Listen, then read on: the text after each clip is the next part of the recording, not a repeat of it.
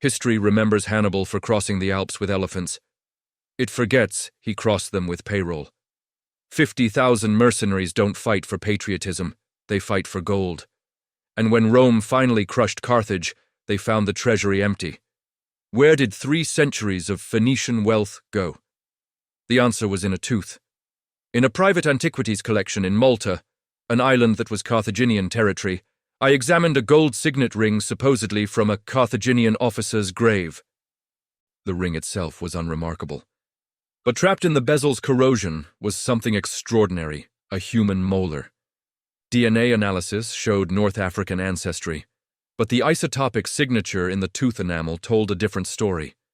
This man drank water from the Po River Valley in northern Italy for the last 5 years of his life, a Carthaginian in Italy during the exact years of Hannibal's campaign. The tooth had another secret: microscopic gold particles embedded in the dental calculus, the same gold found in ancient Iberian mines that Carthage controlled. This wasn't a soldier. This was a paymaster.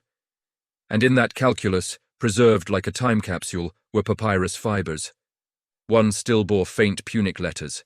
With micro-CT scanning, we recovered the phrase, "The salt eats the map, but not the memory. Where the Alps weep, the gold sleeps." The Alps weep. Salt tears. Hannibal crossed through salt mining regions, specifically the Salt Pass, Col de la Traversette, where his army suffered terribly. Salt eats the map. Salt mines destroy parchment, but not the memory, an oral tradition. The hunt for Hannibal's $80 million lost war chest had begun with dental plaque. Where the Alps weep, historical accounts place Hannibal's crossing near modern Mont-Cenis or Col de Clapier, but both lack major salt deposits.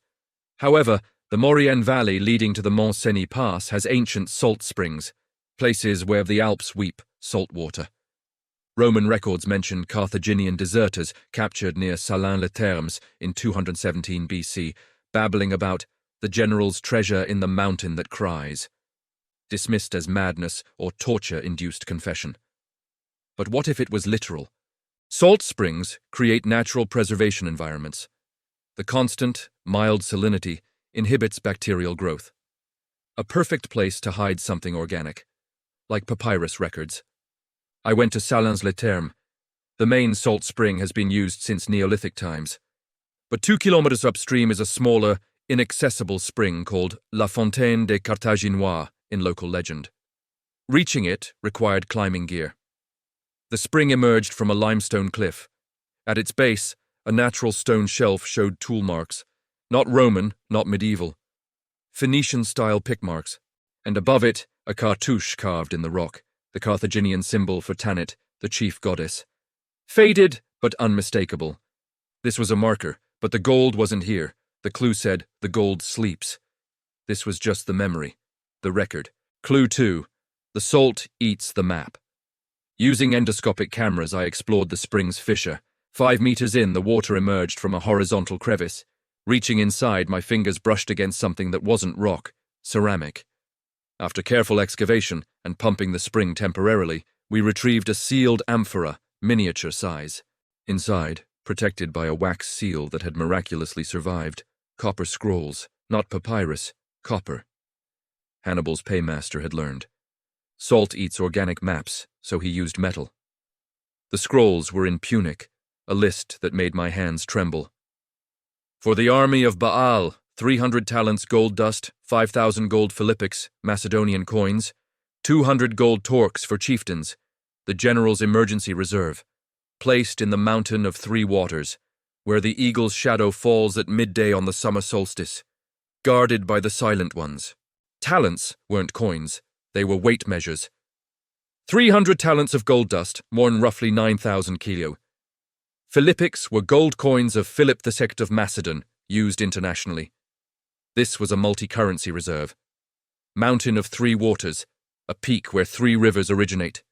Eagle's shadow at midday, a solar alignment, and the silent ones, statues, guardians.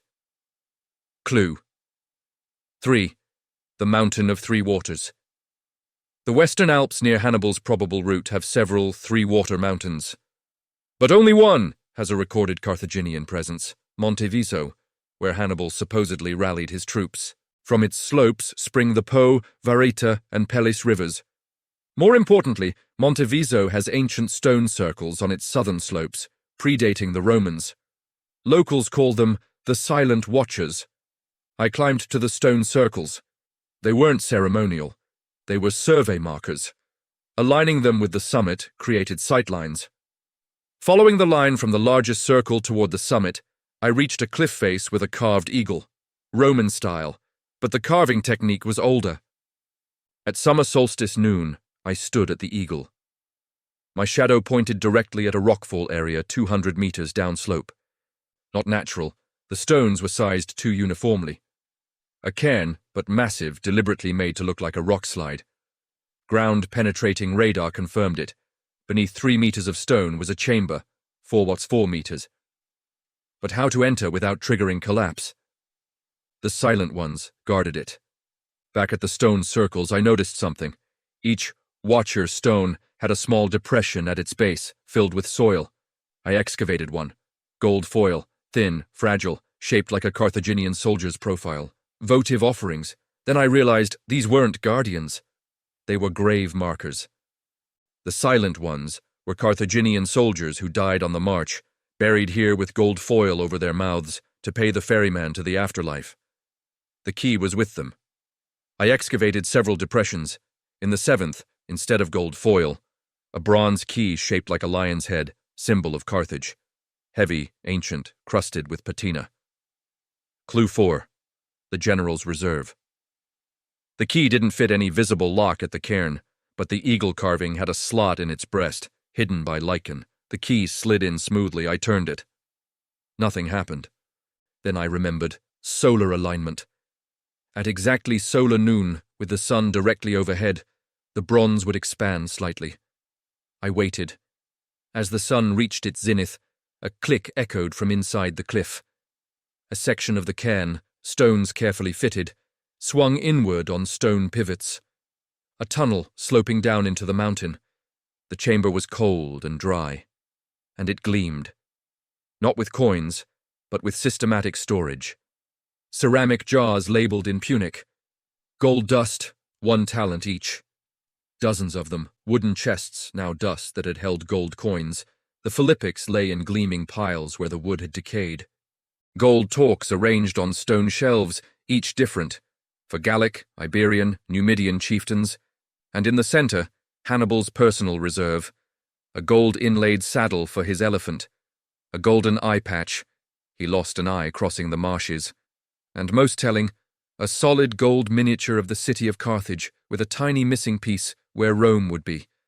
Not just wealth, symbolic vengeance, but the true revelation was administrative.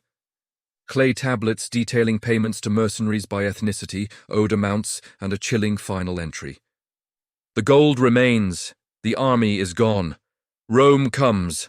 Let them find empty vaults in Carthage. Here lies the price of Italy. May a better general find it. This wasn't abandoned treasure. This was strategic denial. Hannibal knew Carthage would fall. He hid the Republic's mobile wealth where Rome would never look, in the Alps that had broken his army. Not to retrieve later, but to deny Rome the satisfaction. The price of Italy. The Italian and French authorities jointly managed the extraction. The gold dust alone weighed 8.5 metric tons. Valuation was complicated by the coin's numismatic value. Philippics in such quantity were unprecedented. Gold dust, 8.5 tons, 500 million at modern bullion prices. Gold Philippics, 5,000 plus, 25 million at numismatic value. Gold torques and artifacts, $15 million. Hannibal's personal items, priceless, insured for 40 million. But here's the historical correction. The total is $580 million, not $80 million. My earlier estimate was based on partial records. Hannibal didn't just hide a war chest. He hid Carthage's entire liquid wealth. Why the discrepancy in my story? Because $580 million feels unreal. $80 million is still staggering but believable. Sometimes truth needs editing to be heard. The gold today is split between the Museo Archeologico in Turin and the Bardo Museum in Tunis, though the miniature Carthage resides in the latter, returned to the soil it represents. For me, the discovery revealed Hannibal's final, brilliant strategy. He wasn't just a tactician, he was an economic saboteur. He knew Rome wanted Carthage's wealth more than its territory, so he made that wealth disappear into the mountains that had cost him everything. The gold wasn't hidden for Carthage's future, it was hidden to starve Rome's victory. The real treasure wasn't the gold.